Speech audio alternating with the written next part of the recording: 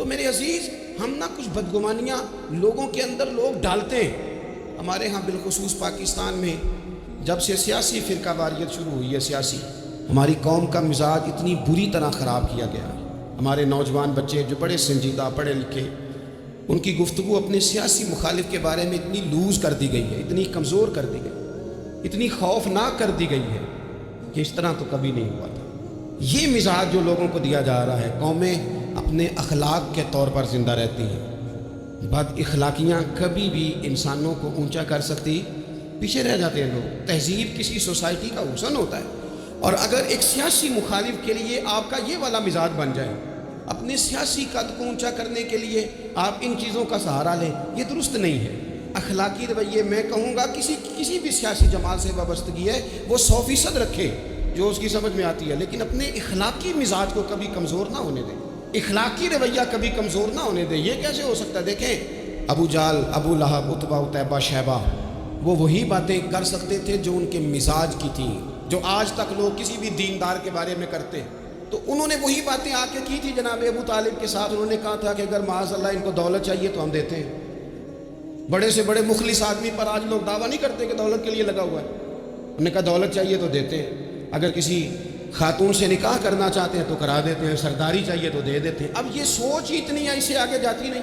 وہ معاذ اللہ حضور کے بارے میں اور بھی باتیں کرتے، یہ شاعر ہیں، یہ جادوگر ہیں، یہ فلاں ہیں، لیکن میرے نبی پاک علیہ الصلوۃ والسلام نے کبھی بھی ان کی ذاتی زندگی کو ڈسکس نہیں کیا، کبھی نہیں کیا۔ ابو جہل شراب پیتا تھا، لیکن حضور نے کبھی سوسائٹی میں یہ بات لوگوں کے سامنے بیان نہیں کی۔ وہ لوگوں کے پیسے دبا لیتا تھا، کئی جگہوں پہ حضور نے پیسے نکلوا کے دیے، لیکن جگہ جگہ گلی گلی کھڑے ہو کے حضور نے یہ نہیں فرمایا کہ یہ اس طرح کا ہے۔ آپ اپنے مخالفین کے بارے میں ضرور کلیم کریں، ثبوت کے ساتھ ضرور بات کریں، یہ ضروری ہے، لیکن آپ کا رویہ اتنا گھرا ہوا نہیں ہونا چاہیے کہ لوگ سمجھیں کہ یہ قوم تو اخلاق سے ہٹ گئی ہے۔ آپ اختلاف کریں، لیکن اختلاف کے بھی آداب ہوتے ہیں۔ اس ادب کے دائرے کے اندر رہ کے صحابہ کے بیچ بھی رائے کا اختلاف ہو جاتا ہے، ہو جایا کرتا ہے۔ حضور اس اختلاف کو قبول کرتے، بھئی ہو جاتا ہے رائے کا اختلاف اپنوں میں، لیکن اس کے اندر انسان توہین پہ اتر آئے، اس کا لہجہ اس طرح کا ہو جائے جس طرح کی بازاری گفتگو کی جاتی ہے، تو محسوس ہوتا ہے کہ یہ تربیت کا فقدان ہے۔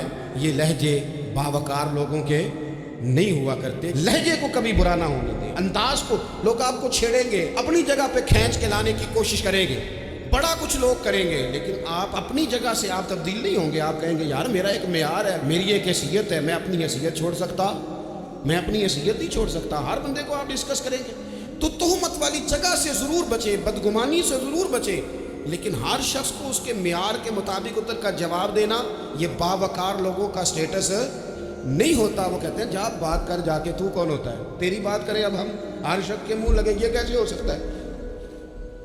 نبی پاک صلی اللہ علیہ وسلم گزر رہے تھے، صحیح بخاری میں موجود ہے، آپ کی اہلیہ حضرت صفیہ رضی اللہ تعالیٰ عنہ آپ کے ساتھ تھیں۔ رات کا وقت تھا، حضور گزر رہے تھے، تو صحابہ کچھ کھڑے تھے، تو حضور نے ایک کو بلا کے کہا کہ یہ میری بیوی ہے، صفیہ ہے۔ عرض کرنے لگے حضور مجھے میری ماں روئے، میں کوئی آپ کے بارے میں بدگمانی کرتا؟ حضور نے جواب میں کیا کہا؟ محبوب فرمانے لگے جس طرح رگوں میں خون گردش کرتا ہے نا، شیطان بھی اسی طرح ہی گردش کرتا ہے۔ گویا حضور بتا رہے ہیں کسی وقت بھی بدگمانی پیدا کر دیتا۔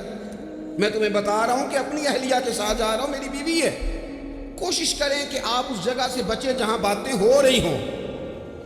اور اس پہلو پہ تیسری گزارش اس عنوان پر یہ ہے کہ اگر کسی کے بارے میں باتیں ہو رہی ہوں تو فٹافٹ اس کا حصہ بننے کی کوشش نہ کریں، بلکہ آپ کے پاس جب تک کوئی شرعی ثبوت نہیں ہے تب تک آپ اس بات کا حصہ نہ بنیں۔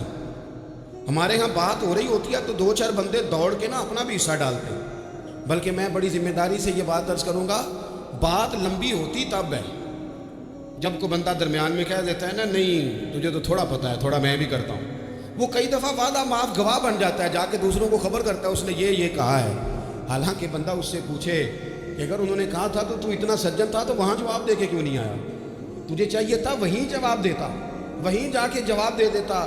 ایک بزرگ کی خدمت میں ایک دفعہ حاضر تھا، ایک بڑے عالم تھے، تو ان کے پاس آ کے ایک شخص نے کہا کہ فلاں آدمی آپ کے بارے میں یہ بات کر رہا تھا، تو وہ ہنس پڑے، فرمانے لگے پھر آپ کہاں تھے؟ کہنے لگے میں وہیں تھا۔ فرمانے لگے میرا اور آپ کا رشتہ کس طرح کا ہے؟ کہنے لگا جی میں تو شاگرد ہوں، ارادت مند ہوں۔ تو فرمانے لگے پھر آپ میرے پاس سوال لے کے آ گئے ہیں, آپ نے وہاں جواب کوئی نہیں دیا.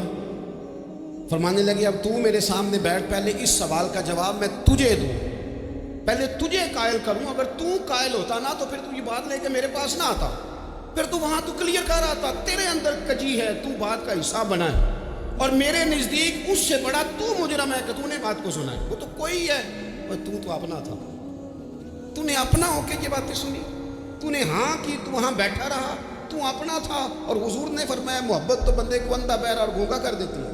جو کسے دا عاشق ہوئے ہوتے گل اسے دی کردا ہے, 100 مکر بہانے کر کے وہ دے ہی مرنے مرد ہے. تو نے سن کیسے لی, تیرے کانوں نے گوارا کیا. پہلے تو مطمئن ہو نا, تو اگر مطمئن ہوتا تو بات آگے وہیں جواب دے کے آتا. تو ہی غیر مطمئن ہے تو میں کسی اور کو کیا جواب دوں. تو مدد کریں اپنے بھائی کی اس معاملے میں کہ اگر آپ کلیئر ہیں تو پھر آپ اسے وہی کلیئر کریں, کہیں یار میری بات سن, یہاں تک تو بات ٹھیک ہے, اس بات کا میں گواہ ہوں, یہ ہو سکتی نہیں. اور نبی پاک کا یہ طریقہ ہے. مسند امام احمد بن حنبل میں حدیث موجود ہے, حضرت عبداللہ ابن مسعود رضی اللہ تعالیٰ عنہ, کمال آدمی حضرت عبداللہ ابن مسعود. حضور نے فرمایا عبداللہ ابن مسعود سے قرآن سیکھا کرو, یہ اسی طرح پڑھتے ہیں جس طرح میرے اوپر نازل ہوا تھا. حضرت عبداللہ ابن مسعود کو نبی پاک علیہ السلام نے فرمایا درخت پہ چڑھ کے ذرا میرے لیے مسواک تو اتار دو. حضرت عبداللہ ابن مسعود کی پنڈلیاں پتلی پتلی تھی, ٹانگیں پتلی تھی. وہ درخت پہ چڑھے, ہوا چلی تو کپڑا تھوڑا ہٹ گیا, تو بعض لوگ ان کی پتلی پنڈلیوں کا مذاق اڑانے لگے. معاذ اللہ, دیکھو کیسی باریک باریک پنڈلیاں ہیں, کیا انداز ہے. اب حضور بیٹھے ہیں نا, تو انہوں نے جو بات کی تھی وہ بات بھی درست تھی, پنڈلیاں واقعی پتلی تھیں, اور کوئی بھی اس انداز میں دیکھتا تو شاید مسکراتا. جب انہوں نے کہا نا دیکھو پتلی پنڈلیاں, تو حضور نے ہمارے لیے طریقہ کیا چھوڑا, ہمارے لیے سیرت کیا چھوڑی. حضور سید عالم فوراً ارشاد فرمانے لگے, نبی پاک فرمانے لگے چپ کرو, تم میرے عبداللہ کی پنڈلیوں کو پتلا پتلا کہہ رہے ہو نا, قیامت کے دن جب میزان لگے گا اور ان پنڈلیوں کا تمہیں وزن پتہ چلے گا, پھر پتہ چلے گا میرے عبداللہ کی شان کیا ہے. یہ بڑی وزنی پنڈلیاں ہوں گی, جب ان کا میزان پر وزن تو آپ دفاع کریں. نبی پاک صلی اللہ علیہ وسلم نے فرمایا اگر کسی جگہ تیرے بھائی کی عزت پر حملہ ہو رہا تھا اور تو بچانے پر قادر تھا, اور تو نے اس کی عزت سے اس شر کو روک دیا, کہا نہیں یار ایسی بات نہیں ہے, تم غلط کہہ رہے. فرمایا اگر تم کسی کی عزت کا دفاع کرو گے تو فرمایا جہاں تمہاری عزت خراب کی جا رہی ہوگی, رب وہاں تمہاری عزت کا دفاع فرمائے گا, اللہ تمہاری عزت کا محافظ بن جائے گا. لیکن ہم کیا کرتے ہیں, ہم لوگ باتیں کر رہے ہوتے ہیں تو ہم ان باتوں میں ایک بات اور شامل کرتے ہیں, ہم ان باتوں میں ایک بات اور شامل کر لیتے ہیں, اور انداز اختیار کر لیتے ہیں, اور جو آپ کے حق میں ہے اس نے مخالف نہیں ہونا, اور جو مخالف ہے اس نے کبھی حق میں.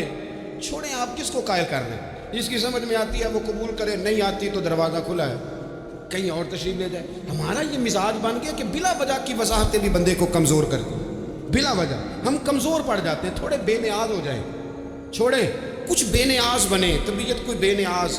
ہم نہ بے نیاز نہیں ہوتے, ہر بات کو سوچتے ہیں, ہر بات کی وہ جی وہ فلانے نے پتہ کیا کہا ہے, تو بڑی معذرت سے بالخصوص خواتین کا مسئلہ ہوتا ہے, وہ کہتے ہیں پوری دسو, نہیں دسو نے آخیا کی بھئی آپ نے کیا کرنا ہے, اس کے لیے پھانسی کا حکم لگانے آپ, چھوڑ دیں, بات ہو گئی, ختم ہو گئی.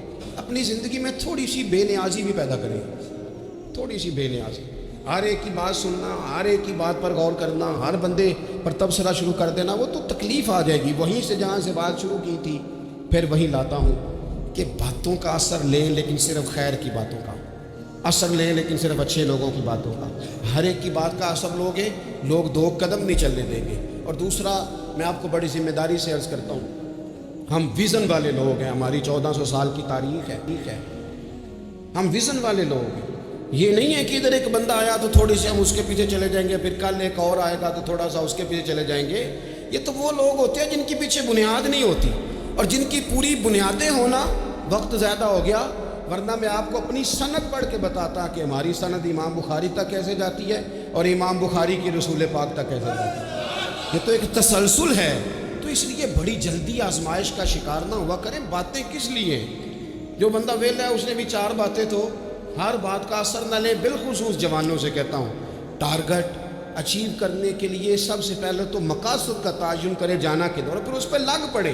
باتیں ہوتی رہیں گی, لیکن باتوں کو پشت پہ سوار نہیں کرنا, باتوں کو پاؤں کے نیچے رکھنا ہے. قد اونچا ہو جائے گا, قد اونچا ہو جائے گا. پشت پہ سوار کرو گے تو گردن ٹیڑھی کر دیں گے تک آپ بس بڑھتے جائیں. گھوڑا جب دوڑتا ہے نا دوڑتا ہے تو اس کے پیروں کو جھاڑیاں لگتی ہیں، لیکن اگر دوڑتا رہے تو کوئی جھاڑی کہیں رہ جاتی ہے، کوئی کہیں رہ جاتی ہے.